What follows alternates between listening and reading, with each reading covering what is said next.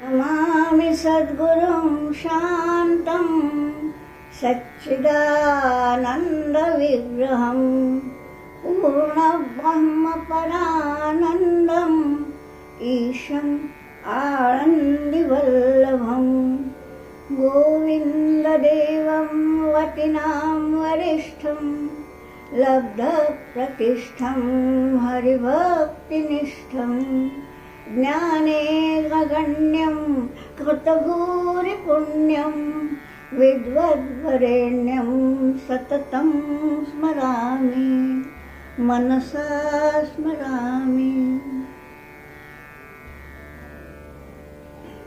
तो गीता प्रेमियों, कल तक हमने क्या देखा कि अर्जुन ने पूछा कि एक दफा संन्यासम कर्मणम यानी कर्मों का संन्यास बता रहे हो, एक दफा योग बता रहे हो, तो इन दोनों में जो श्रेयस्कर है वो बताओ।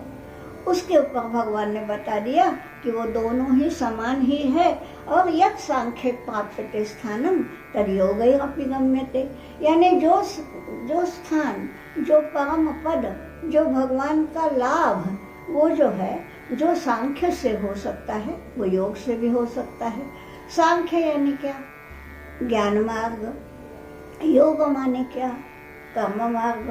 तो चाहे मार्ग कोई भी हो, साधक यदि सच्ची भावना से अपने मार्ग पर चलता रहता है तो उसको भगवत प्राप्ति निश्चित है। इतना बताने के बाद अब आगे हम देखते हैं 6वें श्लोक में भगवान क्या बताते हैं। संन्यासस्तु महाबाहो दुःखम् आप्तुम् अयोगतः योगयुक्तो मुनिर्ब्रह्म न चिरेण अधिगच्छति।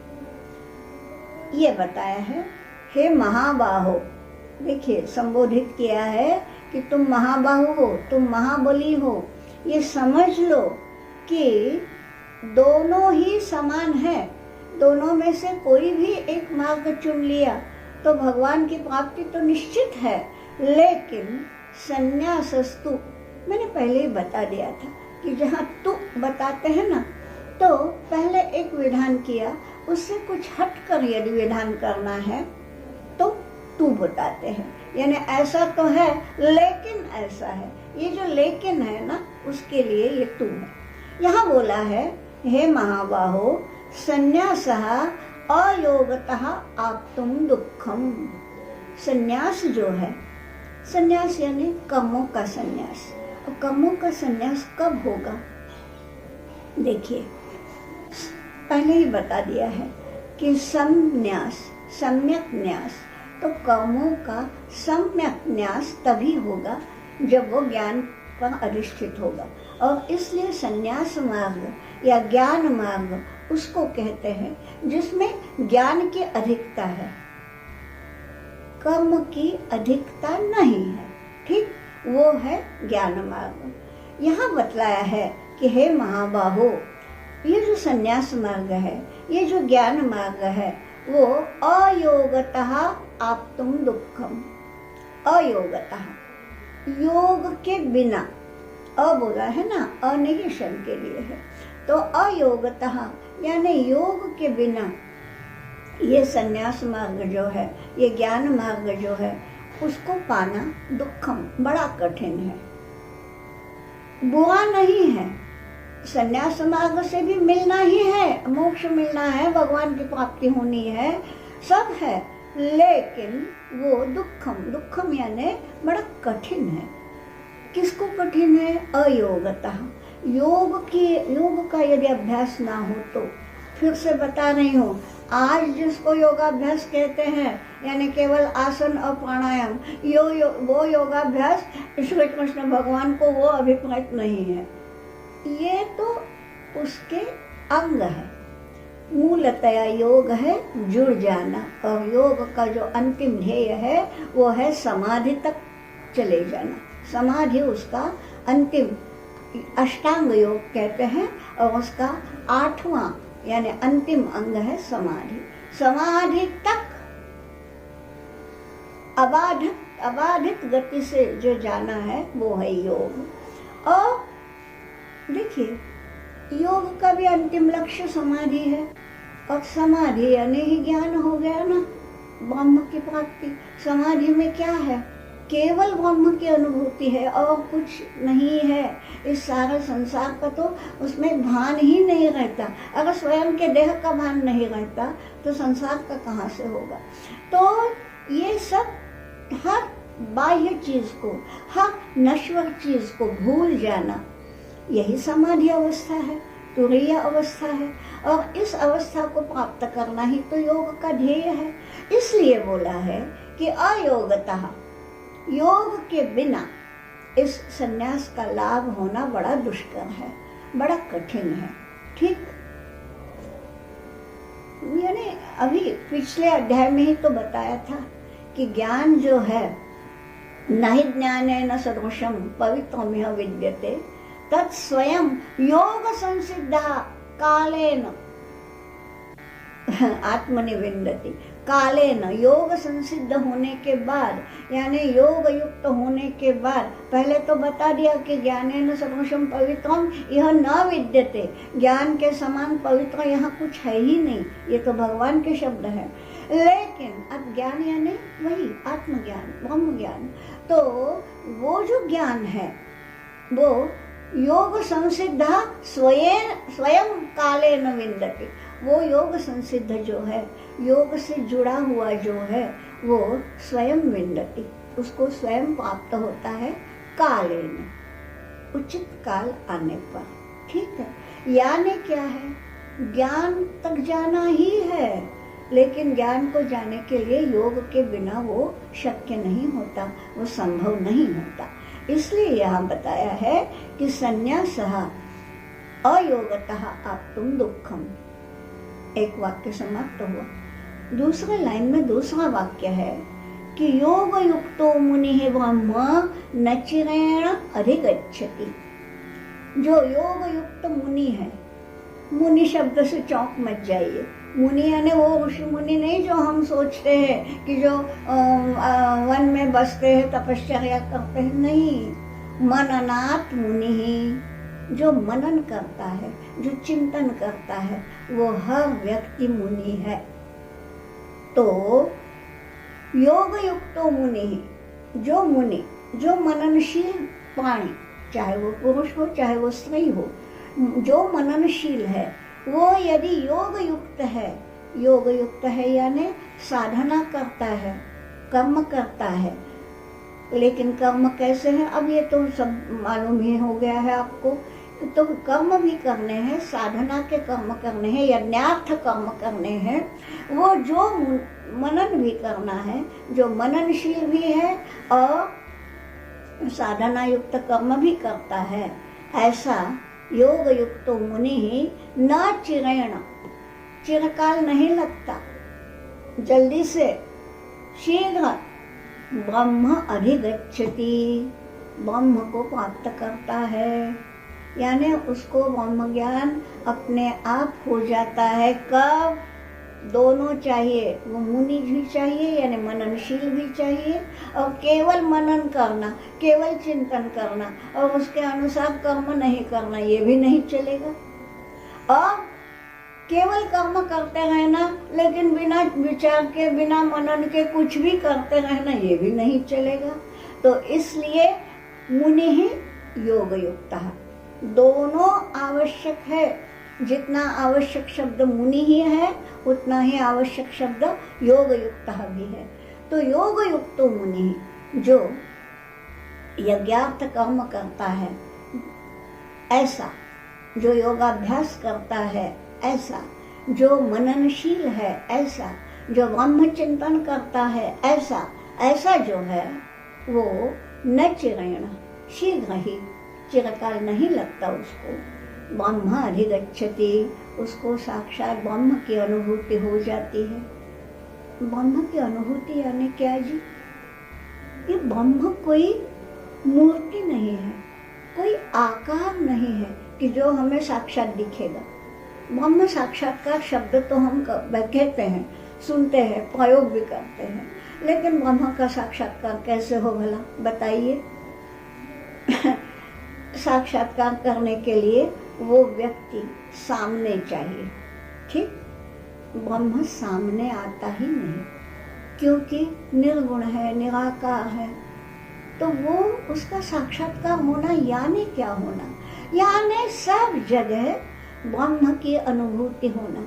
जो भी दिख रहा है, जो ये भगवान की बनाई हुई सृष्टि है, इसके कण कण में, इसके क्षण क्षण में, काल भी आ गया और स्थान भी आ गया, तो उसके कण कण में यानी हर स्थान में, उसके क्षण क्षण में यानी हर काल में केवल ब्रह्म है। और जो सारा चैतन्य है वो चैतन्य माने ही ब्रह्म है। ये अनुभूति होना माने ब्रह्म साक्षात्कार होना। अब ये कैसे हो? जब तक कि हमें इन माया मोह से, दुनियादारी से जकड़े हुए जब तक हम हैं, तब तक इसका साक्षात्कार हो नहीं सकता ना। इसके लिए बोला है कि योग युक्तः और मुनि ही, मननशील भी होना चाहिए और योग में भी डूब जाना चाहिए, योग का अभ्यास करना चाहिए, तब उसको ब्रह्म न चिरेण अधिगच्छति। और ये ब्रह्म का अनुभव, ब्रह्म का साक्षात्कार, वो जो आंतरिक अनुभूति, अरे यही तो ज्ञान है। ज्ञान माने वो नहीं कि जो हम डिग्रियों से पाते हैं, ये ज्ञान है कि सब जगह ब्रह्म ही है। तो यहाँ ये बतलाया है कि दोनों ही चीजें हैं, योग से भी मिलते हैं, ज्ञान से भी मतलब ज्ञान मार्ग से, कर्म मार्ग से, दोनों से हमें ये अनुभूति आ सकती है। किंतु योग युक्त मुनि ही जो होगा उसको शीघ्र मिलेगा, और जो संन्यास मार्ग, केवल ज्ञान मार्ग का आश्रय लेता है, उसको थोड़ा दुख होता है। वो दुष्कर मार्ग है, कठिन मार्ग है। मार्ग दोनों ही ठीक है, लेकिन ये मार्ग थोड़ा कठिन है। अगले श्लोक में क्या बताते हैं? योग युक्तो विशुद्धात्मा विजितात्मा जितेन्द्रियः सर्वभूतात्म भूतात्मा कुर्वन्नपि न लिप्यते। बड़ा महत्वपूर्ण श्लोक है। क्या बतलाया है? एक एक उसका विशेषण देखिए। यहाँ बतलाया है, एक एक विशेषण तो बाद में देखेंगे, पहले उसका ये देखेंगे मेन क्लॉज क्या है। कुर्वन् अपि न लिप्यते। कुर्वन् अपि, कर्म करते हुए भी, न लिप्यते, वो लिप्त नहीं होता। हाथ से कर्म करता रहता है, लेकिन उन कर्मों में वो लिप्त नहीं होता। वो यानी कौन? उसके लिए सारा विशेषण है। ऐसा जो आदमी है जो कर्म भले ही करता रहे, लेकिन वे कर्म उसको बंधन में नहीं डालते। कैसा आदमी? एक एक देखेंगे। पहले बताया है योग युक्तः, ये तो अभी इस पिछले श्लोक में भी आ गया योग। और अभी अब हम 5वां अध्याय कर रहे हैं, अगला ही अध्याय है, उसमें योगारूढ़ शब्द आएगा। योग पर आरूढ़ हो गया, जो आरूढ़ होना यानी उस पर सवार हो जाना, योग पर सवार हो जाना। आप लोग बाइक पे सवार होते हैं, कुछ दिन पहले लोग घोड़े पे सवार होते थे, कोई रथ पे सवार होते थे, आज हम बाइक पे होते हैं। लेकिन क्या होता है, हम जिस पे सवार हो गए ना, वो बाइक, वो वाहन आपके काबू में आ जाता है। आप ब्रेक लगाएंगे वो रुकेगा, आप स्पीड देंगे वो स्पीड बढ़ाएगा, वो खुद नहीं करेगा। जो योग पर आरूढ़ हो गया, यानी साक्षात योग जिसने अपने वश में कर लिया, जो योगमय हो गया और योग ही जिसका पूरा जीवन बन गया, वो है योगारूढ़। और ऐसे योगारूढ़ के लिए यहाँ बोला है योग युक्तो, जो योग से युक्त है। योग से कभी भी वो वियुक्त नहीं होता। वियुक्त नहीं होता यानी वियोग नहीं होता। एक क्षण भी ऐसा नहीं है कि वो योग से दूर हो गया। हम जो योग अभ्यास करते हैं ना, जिसको हम आसन प्राणायाम इत्यादि को करते हैं, तो हम अपने पूरे 24 घंटों के दिन में कुछ घंटे या कुछ मिनट, कुछ समय योगाभ्यास को देते हैं, आसन करते हैं, प्राणायाम करते हैं, लेकिन उसके बाद आपका योग से कोई संबंध नहीं रहता। यहाँ ये नहीं बोला है, यहाँ ये बोला है कि जो योग से सदैव युक्त है, यानी एक क्षण भर के लिए भी वो योग से वियुक्त नहीं होता, उसके नस नस में योग भरा हुआ है, ऐसा जो है वो दूसरा विशेषण दिया है विशुद्धात्मा। बहुत ही सुंदर विशेषण है, जिसकी आत्मा विशुद्ध हो, विशेषण शुद्ध। शुद्ध तो सभी समझते हैं कि जिसमें कोई मलिनता नहीं, कोई विकार नहीं, कोई बुरा भाव नहीं, उसको हम बोलेंगे कि उसकी आत्मा शुद्ध है। यहाँ ये बोला है विशुद्ध। विशुद्ध यानी विशेषण शुद्ध, यानी उसमें कोई इतना भी बिंदु मात्र भी कालख नहीं है। हम बोलते हैं ना कभी कभी कि हाँ भाई ये कपड़ा एकदम साफ है, क्योंकि हमको एकदम से उसमें कोई मैल नहीं दिखता, मगर बारीकी से देखो तो कहीं इतना सा बिंदु मात्र कुछ दाग होगा, तो भी हम उसको सब शुद्ध ही कहते हैं, साफ ही कहते हैं। साफ और शुद्ध में ये फर्क है।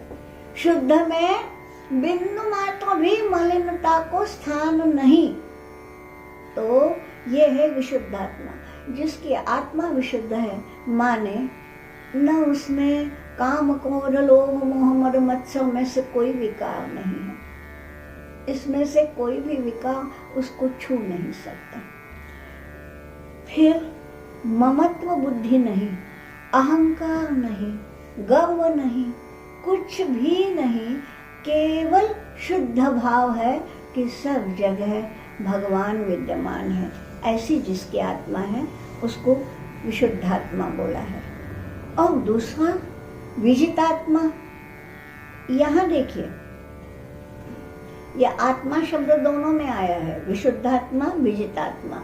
यहाँ विजितात्मा में आत्मा शब्द जो है ना वो स्वयं के लिए आया है, not for soul but for self. तो विजितात्मा जिसने स्वयं पर विजय पा ली है वो विजितात्मा। स्वयं पर विजय यानी क्या है? हम जिसको स्वयं बोलते हैं ना, मैं में क्या आ गया? मैं में मेरा मन भी आ गया, मेरी बुद्धि भी आ गई, मेरे इंद्रियां भी आ गए, सब कुछ आ गया मैं में। तो मेरा मन कुछ बोलता है ये करो, आज जाने दो, आज गीता का वर्ग नहीं सुनते, आज कुछ टीवी पे कोई तो भी मालिका देखते हैं, ये मन बोल रहा है। फिर बुद्धि बोलेगी यार नहीं, ये तो बाद में हो जाएगा, गीता ही सुन ले। अब यहाँ मन और बुद्धि का झगड़ा शुरू हो गया, इसका सुनो या उसका सुनो, ठीक है। ऐसे में जो विजित आत्मा होगा, यानी जिसका स्वयं पर पूरी विजय जिसने पाई है, यानी क्या? स्वयं पर विजय पाना यानी किसी भी विकार को मैं मन में स्थान ना दूं। मन तो चंचल ही है जी। यहाँ स्वयं अर्जुन ने ही बोला है, आगे चल के आएगा कि चंचलम ही मन कृष्ण, कि कृष्ण तुम इतना भी बता रहे हो तो भी ये मन बड़ा चंचल है। तो मन तो है ही चंचल, लेकिन उसको जो है विजित कर लेना। विजित कर लेना यानी अपने काबू में, अपने वश में कर लेना। ऐसा जिसको आ गया वो हुआ विजितात्मा। फिर तो विशुद्धात्मा होना ही है। जब मन को काबू में कर लिया तो अपने आप शुद्ध हो जाएगा। शुद्धि में कौन ये अड़ंगे कौन डालते हैं? मूलतः तो हम शुद्ध ही हैं, क्योंकि हमारी आत्मा यानी जीवात्मा, और ये जीवात्मा कौन है? परमात्मा का अंश। परमात्मा कैसे है? शुद्ध, नित्य शुद्ध, बुद्ध, मुक्त, ऐसे हैं। अब जब वो परम शुद्ध है और उन्हीं का अंश जब हमारी जीवात्मा है तो वो तो शुद्ध ही है, मूलतः शुद्ध ही है। लेकिन होता क्या है, ये मन, ये इंद्रियां, ये अड़ंगे डालती हैं, ये कुछ कुछ उसमें मैल जमा करती हैं। तो वो मैल जिसने पोंछ लिया, विशुद्धात्मा हो गया, सफाई हो गई। और ये मल पोंछना कैसे हो जाएगा? विजितात्मा बनेगा तब, यानी जब अपने मन पे, अपने इंद्रियों पे जिसके काबू है वो है विजितात्मा। और बोला है जितेंद्रियः, जितेंद्रियः जिसने इंद्रियों पे काबू पा लिया। इंद्रियां आपको मालूम है, कर्मेंद्रियों को छोड़ भी दीजिए तो ये जो ज्ञानेंद्रियां हैं आप जानते हैं कौन सी 5 है, वो हमेशा अपना आह बाहर ढूंढ लेती हैं। तो इनके लिए जितेंद्रिय माने इन इंद्रियों को इतना वश में कर लेना कि वो बाहर की तरफ ना देखे। मनुस्मृति में एक श्लोक आता है, श्रुत्वा स्पृष्ट्वा च दृष्ट्वा च भुक्त्वा घात्वा च योजनः। देखिए, श्रुत्वा यानी सुनकर, स्पृष्ट्वा स्पर्श करके, दृष्ट्वा देख करके, भुक्त्वा खा करके, और घात्वा गंध लेकर के, सूंघ करके। तो ये सब यानी सब ज्ञानेंद्रियों के विषय की बात है। तो श्रुत्वा स्पृष्ट्वा च दृष्ट्वा च भुक्त्वा घात्वा च यो नरः न हृष्यति ग्लायति वा सविज्ञेयो जितेन्द्रियः। जो ये सब करते हुए न हृष्यति न ग्लायति, कभी वो हर्षित नहीं होता।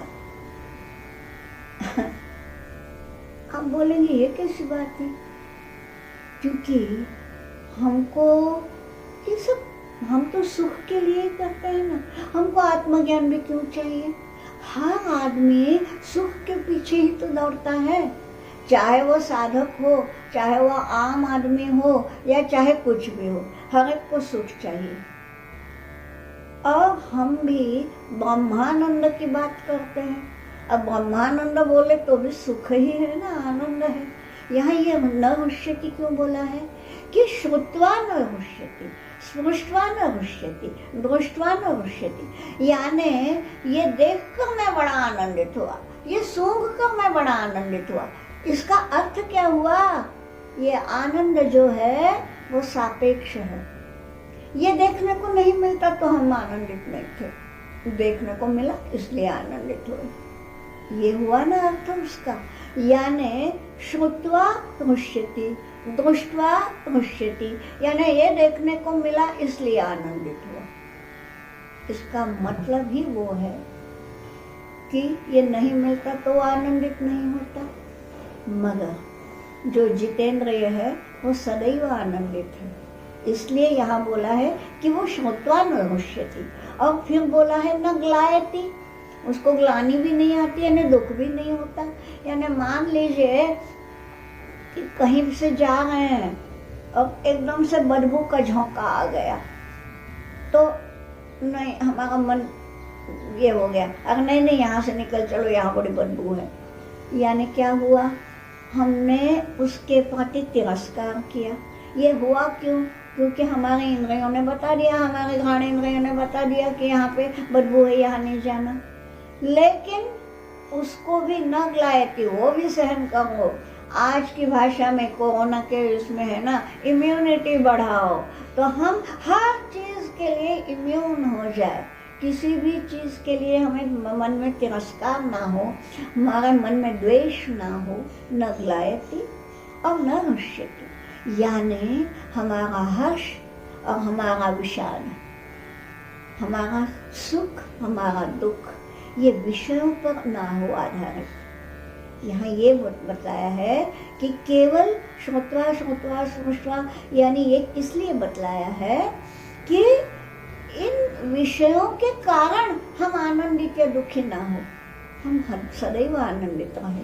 और ये सदैव आनंद कब मिलेगा, ब्रह्म आनंद मिलेगा तब। और ये आनंद क्यों नहीं मिलता, क्योंकि हम इंद्रियों के गुलाम हैं। इंद्रियां हमको बताती है कि हाँ भाई ये सुगंध बड़ी अच्छी है, ये ले लो, यहाँ की दुर्गंध बड़ी खराब है, वहां मत जाओ। ये कौन बताता है, ये हमारी घ्राण इंद्रिय बताती है। यानी ये बड़ा मधुर स्वर है, ये सुन लो, अरे भाई ये मत सुन लो, वो बड़ा बेसुरा गाता है, मत सुनो। यानी ये क्या हुआ, ये हमारे कर्णेंद्रियों ने बता दिया। तो हम इंद्रियों की ही सुनते हैं और हमारा हर्ष विषाद जो है वो इंद्रियों पर आधारित रहता है। यहाँ ये बतलाया है, जितेंद्रियः, जिसने इंद्रियों को जीत लिया, जितेंद्रिय, जिसने इंद्रियों को जीत लिया, अपने वश कर लिया, उसको इंद्रियों को दे देता है आदेश, चल वहां पे ध्यान मत दो, आगे चल, ये जो है, और इंद्रियां सुनती है उसका। ये जिसकी बात इंद्रियां सुनती है वो है जितेंद्रिय। और जो हम लोग हैं ना, हम लोग इंद्रियों की ही बातें सुनते हैं, अब हमें क्या कहना, अब आप सोचिए। लेकिन ये जो है योग युक्तो विशुद्धात्मा विजितात्मा जितेंद्रियः, इतना ही नहीं बोला है, आगे बतलाया है सर्वभूतात्म भूतात्मा, बड़ा ही व्यापक शब्द है। सर्वभूतात्म भूतात्मा, सारे भूतों में यानी सजीव सृष्टि में जितने भी जीव हैं उनकी आत्मा, ये जिसकी स्वयं की आत्मा हो गई। सर्वभूतात्मा भूतात्मा यानी सारे जीव सृष्टि की आत्मा में जो स्वयं को देखता है। यहाँ आपको संत एकनाथ की बात शायद मालूम होगी, कईयों को मालूम होगी, पर कोई एक आध होगा जिसको मालूम ना हो तो बताऊं। उन्होंने क्या किया था, एक प्रण लिया था कि गंगा जी का जल लाएंगे कांवड़ पे, हाँ पैदल, कंधे पे कांवड़ रखकर पैदल गंगा जी का जल रामेश्वर तक लाएंगे। अब आपको भूगोल आता है, जरा सोचिए गंगा जी कहाँ है और रामेश्वर कहाँ है। रामेश्वर है एकदम दक्षिण में, गंगा जी है उत्तर में, ठीक है। और वहां से पैदल कंधे पे जल की कांवड़ रख के आना है। तो ये उनका प्रण था कि गंगा जी का जल पैदल पैदल यहाँ तक लाना है। लाए, अब रामेश्वरम पास में है, अब वहां पे वो जल ला के रामेश्वरम में अभिषेक करना है। ये उनका प्रण था, उसके लिए निकले थे। सोचिए उनकी तपस्या, उनकी मन की भावना, कितनी उत्कटता, उनकी भक्ति, ये सब सोचिए। अब देखिए, और प्रण भी कितना कठोर प्रण है कि बीच में, आपको मालूम है ये जब व्रती लोग होते हैं जमीन पे ही सोना है, क्योंकि बीच में सोना तो पड़ेगा भाई, पैदल पैदल आना है तो कई दिन लगने हैं, तो ये है। और खाना भी कैसा होता है, बनाना नहीं, बना के पका के खाना नहीं, किसी ने दिया तो खा लिया, नहीं तो नहीं, अयाचित भक्ति बोलते हैं इसको। ऐसा चलते हैं वो, ठीक है।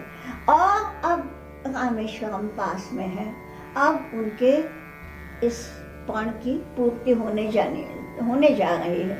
इतने में क्या दिखता है, एक गधा है रास्ते में, पास में कहीं भी पानी नहीं है, और वह गधा प्यास से तड़प रहा है, मरेगा। अब इनके पास बाकी पानी तो था नहीं, जो ये गंगा जल लाए थे वही पानी था।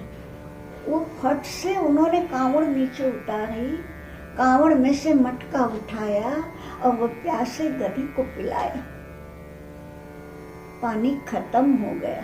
सोचिए कितने दूर से लाया हुआ था, किसके लिए, कि मैं रामेश्वरम में अभिषेक करूं। लेकिन जो वहां रामेश्वरम के लिंग का जो है पवित्रता, या उसमें जो ब्रह्म विद्यमान है, वो ब्रह्म उनको इसमें भी दिखाना, सर्वभूतात्म भूतात्मा। और वो ठीक हो गया। अब बस फट से वो जो तड़प रहा था, मरने जा रहा था, वो फट से खड़ा हो गया और दौड़ के चला गया। और उन्होंने बस हाथ जोड़ दिए, यहाँ गंगा जल समाप्त था, अब रामेश्वरम जाने की कोई बात ही नहीं थी। फिर भी गए और नमस्कार किया। उनको मन में ग्लानि नहीं थी कि मैं अभिषेक नहीं कर सका। अगर अभिषेक हो गया, बात ये है वो लिंग वो भी ब्रह्म है, और हर जीव के अंदर में बसने वाला जो जीवात्मा है वो भी ब्रह्म है। ये जिसने समझ लिया वो सर्वभूतात्म भूतात्मा। तो ऐसा जो आदमी है, अब मैं आपको पूछती हूँ, जिस पुण्य की आशा से उन्होंने किया था कि मैं अभिषेक करूंगा, अब क्या उन्हें पुण्य मिलेगा? सही बताऊं, ये मेरा प्रश्न ही गलत है। संत एकनाथ ने पुण्य कमाने के लिए नहीं किया था, क्योंकि कुछ भी मुझे चाहिए, पुण्य चाहिए, कोई आशा आकांक्षा कामना उनके मन में थी ही नहीं। बस एक प्रण था कि हाँ करेंगे, आशा नहीं, निष्काम कर्म कर किया था। और जो उन्होंने सोचा था वो यहाँ मिल गया उन्हें। वो तो तृप्त ही थे, क्योंकि जिस क्षण वो गधा, वो एक मूक प्राणी, प्यास से तड़पने वाला प्राणी, पानी की बूंद पाके तृप्त हो गया, उसी क्षण उन्होंने समझ लिया कि ब्रह्म तृप्त हो गया, ब्रह्मानंद मिल गया। ये है सर्वभूतात्मा भूतात्मा। तो जो काम यानी जो पुण्य, पुण्य ये हम कहते हैं, एकनाथ जी नहीं कहेंगे, तो जो पुण्य उनको अभिषेक का कर्म करने से मिलता, वो कर्म तो उन्होंने किया ही नहीं। उन्होंने कर्म दूसरा ही किया, गधे को पिला दिया पानी। कोई हंसेगा, है कैसा मूर्ख आदमी है, अभिषेक का पानी से उनको पिला दिया। जो सोचेगा ना, मूर्ख कहेगा ना, वो मूर्ख है या संत एकनाथ मूर्ख है? अब आप देखिए, यहाँ ये बतलाया है कि ऐसा आदमी कुवन अपि न लिप्यते। कुवन अपि यानी वो कर्म करता है ना, उस कर्म से वो बद्ध नहीं होता। यानी अब एकनाथ जी ने कौन सा कर्म किया? उन्होंने कर्म किया गधे को पिलाने का, पानी पिलाने का। ये नहीं है, उससे वो बद्ध नहीं हुए, वो कर्म उसी में परिवर्तित हो गया, अभिषेक मिल गया। यानी क्या हुआ कि जो हम काम करते हैं, यज्ञार्थ करते हैं, ये यज्ञार्थ कर्म था, तो ये जो काम हम यज्ञार्थ करते हैं, निष्काम भाव से करते हैं, वही फलित होता है और नहीं। अब क्या बताया है? सर्वभूतात्मा भूतात्मा कुवन अपि न लिप्यते। वो लिप्त नहीं होता, वो उसमें जकड़ नहीं जाता। लिप्त होना माने उसी में चिपक जाना, उसी में लिप्त हो जाना, वैसा नहीं हुआ। तो ये बतलाया है, बड़ा सारपूर्ण श्लोक है ये कि योग युक्तो विशुद्धात्मा विजितात्मा जितेन्द्रियः सर्वभूतात्मा भूतात्मा कुवन अपि न लिप्यते। उसके लिए अगले 2 श्लोक हैं। अब सही माने में ये दोनों श्लोक एक साथ लेने चाहिए। अभी हम ये दोनों श्लोक बोलेंगे केवल, और फिर कल जब मिलेंगे तब हम इन श्लोकों को बोलेंगे नहीं, केवल शुरू करेंगे बोलना, उसके ऊपर विवेचन करना शुरू करेंगे। तो क्या है देखिए, कैसा करना ये कि सर्वभूतात्मा भूतात्मा कुवन अपि न लिप्यते। इसी का विस्तार से बता दिया है कि कुवन यानी कर्म करते हुए भी वो लिप्त नहीं होता।